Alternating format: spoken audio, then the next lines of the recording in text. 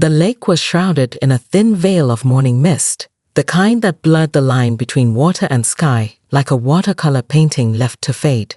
Jake Parker stood at the edge of his dock, coffee cup in hand, breathing in the crisp air that usually brought him peace.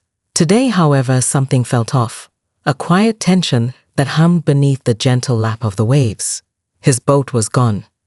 Jake blinked, convinced his eyes were playing tricks. The sleek vessel he'd meticulously cared for, the one that had carried him across countless sunsets, was nowhere to be seen. In its place, only the empty wooden cradle remained, cold and barren. Impossible, he muttered. His gaze flicked toward the community bulletin board near the clubhouse, where a stark white paper was taped haphazardly, fluttering in the breeze. Jake walked over, heart pounding with a strange mix of confusion and dread. The notice bore the HOA's official seal and the signature of Karen Whitmore, president of the Homeowners Association, and in the eyes of many, the neighborhood's self-appointed queen.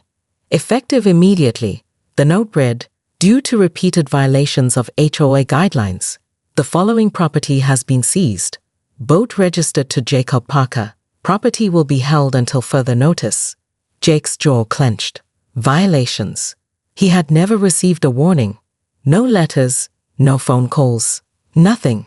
The message felt like a slap in the face, cold and cruel.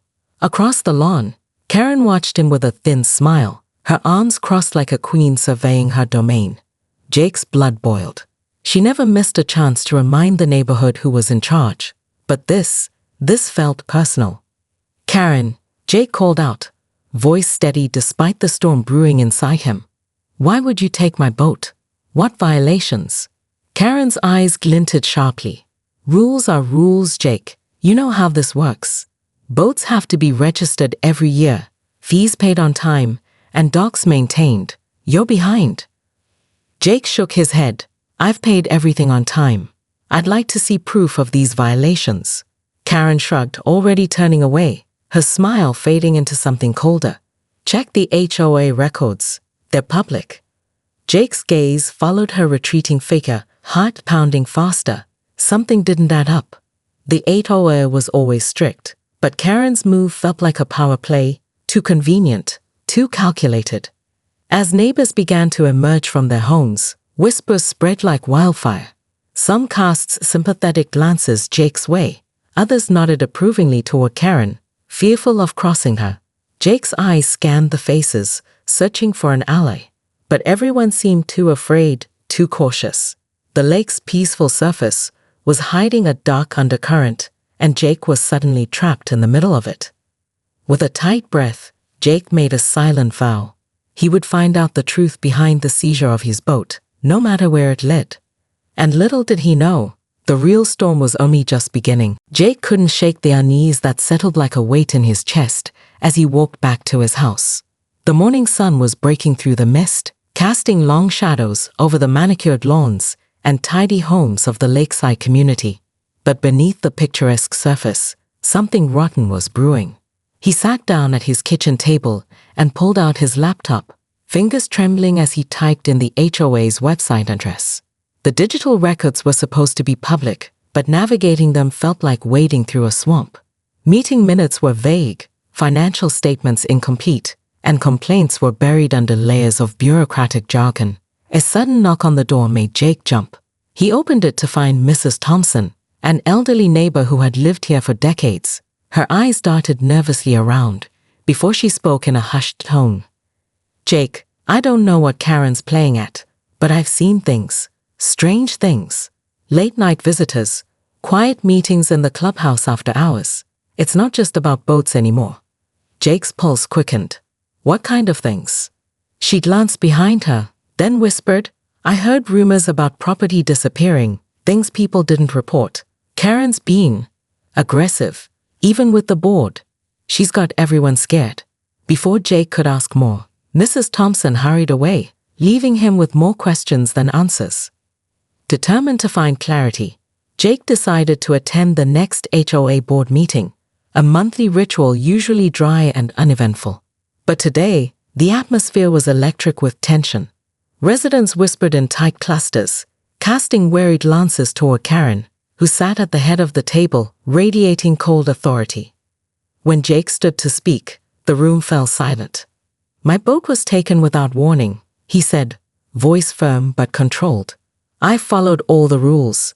I want to know who authorized this, and on what grounds." Karen's eyes flicked to him, then to the other board members. "The decision was unanimous," she said smoothly. "Violations were documented, procedures followed, but no one offered any evidence or specifics. Instead, murmurs and uneasy shifting filled the room. As the meeting broke up, Jake caught sight of two men talking quietly in a corner, their faces unfamiliar and shadowed by low caps. One glanced in Jake's direction before they slipped out the back door. Suspicion gnawed at him. Later that night, Jake's phone buzzed with a text from an unknown number. "Stop digging, Jake, or you'll lose more than your boat." A chill ran down his spine.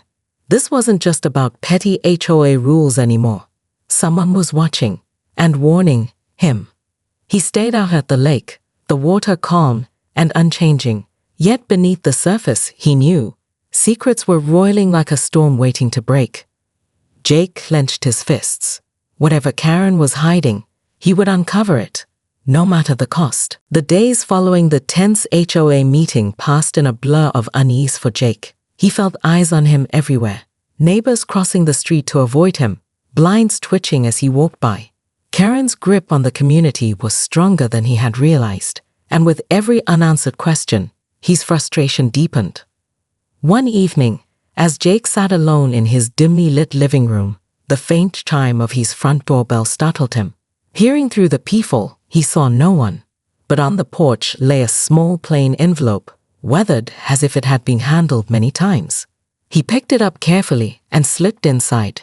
Inside was a USB drive and a short note written in hurried, jagged handwriting. "If you want the truth, look inside. But be careful. They're watching. Trust no one but me." Jake's heart hammered. Whoever had sent this was risking a lot, maybe everything. He plugged the USB into his laptop, fingers trembling with a mix of hope and dread. Files flooded the screen, audio recordings of secret HOA meetings, emails between Karen and unknown recipients, invoices for mysterious transactions, and lists of seized properties far beyond just boats. The scale of the operation was staggering. One recording played, Karen's voice clear and commanding. "We're tightening the noose. No one challenges us anymore. The docks are ours to control." Jake leaned back, stunned. This was no longer about rules. It was a calculated takeover. Suddenly, his phone buzzed again. A new message from the same unknown number. "You're digging too deep. Stop now, or this will get ugly." Jake's fingers hovered over the keyboard. Was this a warning or a threat? Before he could decide, a soft knock came at his back door. Heart racing, he opened it to find a young woman, her face half hidden beneath a hoodie. "I'm sorry to intrude," she whispered, glancing nervously over her shoulder. "My name's Mia. I live down the street. I seen what Karen's doing. You're not alone in this." Jake motioned her inside. Mia's voice was low, but urgent as she explained how Karen had pressured her family into surrendering their boat under false pretenses. "I'm scared," Maya admitted, "but Karen's lies are starting to unravel." As they spoke, the weight of the neighborhood's silence pressed down. Karen's influence had turned friends into strangers, neighbors into informants, and fear into a weapon. Just then, the lights flickered, plunging the room into brief darkness. When the glow returned, a shadowy figure was visible through the window, vanishing before Jake could react. "We're being watched," Maya said grimly. Jake swallowed hard. The stakes were higher than ever. If Karen's power extended this far, uncovering the truth would be more dangerous than he imagined. Yet, with a newfound ally and damning evidence in hand, Jake felt a flicker of hope. The tangled web around Karen was starting to unravel, and he was ready to pull at every thread. The night air was thick with tension as Jake and Mia crept toward the HOA clubhouse. The parking lot was deserted, bathed in the pale glow of flickering street lamps. They'd waited until the community fell silent, knowing their chance to uncover the truth lay behind locked doors and hidden files. Jake's heart pounded in his ears as he pulled out a small set of lockpicks he borrowed from a friend. The front door's lock clicked softly, a sound swallowed quickly by the night. Inside, the clubhouse smelled faintly of mildew and stale coffee. They flicked on their flashlights, beams cutting through the darkness. Jake's hands trembled as he moved toward the reception desk, where a thin layer of dust betrayed just how long it had been since anyone looked this closely at the records. Minutes later, they found the office, a cramped room stuffed with filing cabinets and papers. Mia pulled out a worn folder marked seizures, while Jake rifled through a battered ledger. The documents confirmed their worst suspicions. Karen had orchestrated a widespread seizure of residents' property, not just boats, but bikes, tools, even cars, all listed under vague violation codes that didn't match any HOA guidelines Jake had ever seen. Suddenly, a faint creak echoed from the hallway. Jake froze, signaling Mia to stay quiet. Footsteps approached, slow and deliberate. They ducked behind a filing cabinet just as the door swung open. A shadow filled the frame, silhouetted by the dim hall light. The figure moved with an unsettling confidence, flipping on a flashlight and scanning the room. Jake's breath caught as the beam swept dangerously close to their hiding spot. The figure stopped, the beam lingering near the cabinet's edge. "Come out," a low voice commanded. "I know you're here." Jake's mind raced. If they were caught now, the evidence would be lost, and Karen would tighten her grip even further. A sudden clang behind the intruder made him turn, just long enough for Jake and Mia to slip out the back door into the thick underbrush. They didn't stop running until the clubhouse was nothing more than a shadow swallowed by the night. Out of breath and trembling, Jake pulled the folder from his bag. The stakes were higher than ever. Karen's operation wasn't just a petty HOA vendetta. It was a calculated criminal enterprise. But their escape was only the beginning. Back home, Jake's phone buzzed with a message that chilled him to his core. "You're getting close. Stop now, or there will be consequences." He stared at the screen, anger and fear battling inside him. Someone powerful was protecting Karen, and they were watching his every move. But Jake wasn't about to back down. If uncovering the truth meant risking everything, so be it. The dark undercurrents of the quiet lakeside community had surfaced, and Jake was ready to fight the tide. Jake sat at his kitchen table, clutching the folder he had risked so much to retrieve. The evidence inside was damning, enough to bring down Karen Whitmore and expose the corruption strangling their community. But after the latest threatening message, he realized the fight was no longer just a local battle. It had escalated to a dangerous level he hadn't anticipated. His phone buzzed again, this time displaying an unknown number with a simple message. "Meet me at the docks. Midnight. Come alone." Curiosity warred with caution, but Jake knew he needed answers. The mystery ally who had sent the USB must be reaching out. At the stroke of midnight, the fog rolled thick over the lake as Jake crept down to the docks. The faint sound of water lapping against wooden posts was the only noise until a shadow detached itself from the darkness. A man stepped forward, wearing a plain jacket and a serious expression. "Jake Parker?" he asked quietly. "Yes." "I'm Special Agent Reynolds, FBI. We've been monitoring suspicious activity in your HOA. Fraud, property theft, possible money laundering. We're grateful you've gathered evidence to help our investigation." Jake's heart raced. The stakes had just gone nuclear. Reynolds handed Jake a card. "We need you to keep gathering information, but be careful. Karen's influence runs deep. Some in the community are compromised." Before Jake could respond, headlights flooded the dock. 2 black SUVs rolled in silently, their occupants stepping up with badges and guns. Agents swarmed Karen's lakefront property hours later. The FBI raid was swift and overwhelming. Files were seized, electronic devices confiscated, and most shockingly, a boat eerily similar to Jake's was discovered hidden behind Karen's garage. The community was stunned. Rumors exploded overnight. Karen was no longer just a tyrannical HOA president, but a criminal under federal investigation.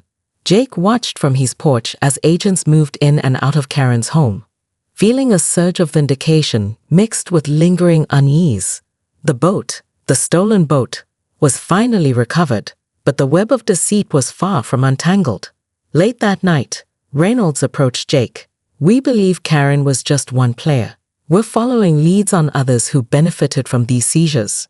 If you find anything new, call me immediately." Jake nodded, understanding that the nightmare was far from over. As the sun rose over the quiet lake, it cast long shadows across the water, shadows that hinted at deeper secrets and darker players lurking just out of sight. Jake clenched his fists. He was no longer just a homeowner fighting an unfair HOA. He was a man in the middle of a high-stakes battle for justice. And the next moves would determine everything. The aftermath of the FBI raid left the community in turmoil. Karen Whitmore's house was cordoned off with bright yellow tape, her once imposing presence reduced to a whispered legend of disgrace. But for Jake, the victory felt hollow. The deeper he dug, the more tangled the web became. Days after the raid, Jake received a call from Reynolds. "We've uncovered financial links between Karen and several HOA board members. This isn't a rogue operation, it's systemic." Jake's mind raced. The board members he had once trusted, neighbors who greeted him with polite smiles, some were likely complicit. But the biggest shock came when Karen's lawyer called Jake unexpectedly. His voice was cold, but calculated. "Mr. Parker, Karen wishes to make a statement. She claims she acted under duress, coerced by a powerful figure within the HOA, someone who remains hidden in the shadows." Jake felt a chill. A puppet master? Someone more dangerous than Karen herself? The community meetings became battlegrounds. Accusations flew, friendships shattered, and paranoia took root like an invasive weed. The quiet neighborhood Jake had loved was turning into a war zone. Jake met with Mia and a small group of residents who had begun sharing their own stories of intimidation and loss. "We need to find out who's really pulling the strings," Maya insisted. Karen was just the face of something bigger. Using Karen's confiscated files and the recordings Jake had uncovered, they started piecing together a pattern. Suspicious financial transfers, unexplained approvals for costly community projects, and an anonymous figure who seemed to manipulate HOA decisions from behind the scenes. One night, as Jake reviewed the documents alone, a soft knock interrupted him. He opened the door to find an envelope slipped under it. Inside was a single piece of paper. "Stop digging, or the next target is you." Fear tightened around Jake's chest like a noose, but the threat only strengthened his resolve. He knew that exposing the puppet master would come at a price, maybe more than he was ready to pay. But the community needed the truth, and Jake was the only one who could uncover it. The lake that had once reflected peaceful skies now mirrored shadows of betrayal and hidden dangers. The calm was shattered, and the real fight was just beginning. The cold wind swept across the lake as Jake and Mia sat in the back corner of the local diner. A stack of Karen's files spread between them like a battlefield map. Every name, every transaction, every suspicious signature pointed toward one chilling conclusion. The true mastermind was someone nobody expected. "Look at this," Maya said, tapping a printed email chain. Karen's duress wasn't just a story. She was terrified of this person, the HOA's treasurer, Mark Davidson. Jake frowned. Mark was a quiet, unassuming man with a reputation for being meticulous, but the files told a different story. Unexplained wire transfers, forged signatures, and a growing trail of intimidation notes, some even threatening Karen herself.